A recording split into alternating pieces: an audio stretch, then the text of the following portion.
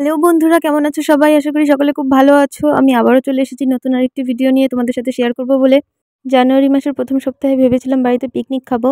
আর এদিকে সকাল সকাল চলে এসেছে বাড়িতে ৩-৩টে বাঁদর। তো বাঁদর এসে এই যে অত্যাচার শুরু করেছে, রান্নাঘর থেকে আটার প্যাকেট নিয়ে এসে এখানে বসে বসে আটা খাচ্ছে। নিচে একজন বসে বসে খাচ্ছে আর উপরে দুজন পাহারা দিচ্ছে। তো ভয়ে আর সামনে যাইনি, আমি দূর থেকে ভিডিওটি করছিলাম। অনেকক্ষণ ধরে এরা অত্যাচার করছিল। মাঝে মধ্যেই এরা আসে আর এসে রান্নাঘরে উৎপাত করে। এর আগেও দুদিন এসে রান্নাঘর থেকে ভাত সবজি যা ছিল সব নষ্ট করে দিয়ে চলে গেছে।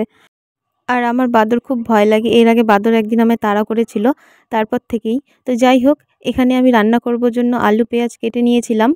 আমি অনেক দিন থেকে রান্না করি না, তাই ভাবলাম আজকে আমি রান্নাটা করব। তারপরে আমি আলুগুলোকে সুন্দর করে ভেজে নিয়েছি। তো এগুলো মাংসর আলু, মাংস রান্না করব আজ। আর এখন যেহেতু শীতের দিন, তাই এখন রান্নাটা উনুনেই হয়।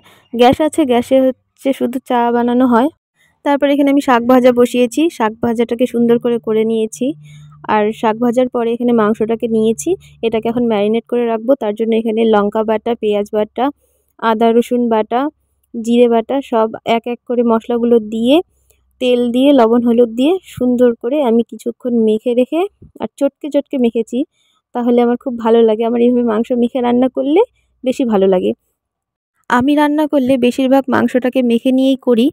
আমার এভাবেই খেতে ভালো লাগে। তো এখানে আমি ভালো করে মাংসগুলোকে মেখে নিয়েছি। আর মাখা হয়ে গেলে মাংসটাকে আধা ঘন্টার মতো রেখে দেব। আর মাংস নিতে গেলেই দোকান থেকে আমি মুরগির পা চেয়ে নিই, কারণ আমার মুরগির পা খেতে খুবই ভালো লাগে। তো এখনও নিয়ে এসেছিলাম। তারপর এদিকে আমি বাঁধাকপি বসিয়েছি।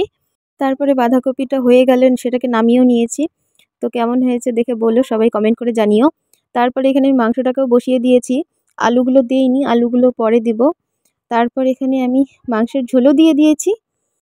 যাই হোক, তো এইভাবে আমি রান্নাটা করেছিলাম। তারপরে গিয়েছিলাম কলাপাতা পাড়তে। তো ভেবেছিলাম আজ উঠোনে বসে কলাপাতায় খাবো, কিন্তু যে বাঁদর এসে অত্যাচার করে গিয়েছে, তাই আর উঠোনে খাওয়া হয়নি।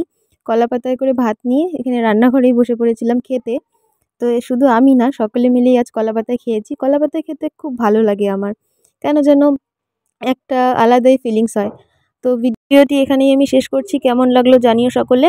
আর চ্যানেলটিকে সাবস্ক্রাইব করে পাশে থেকো। দেখা হচ্ছে নতুন আরেকটি ভিডিওতে। টাটা, সকলে ভালো থাকবে।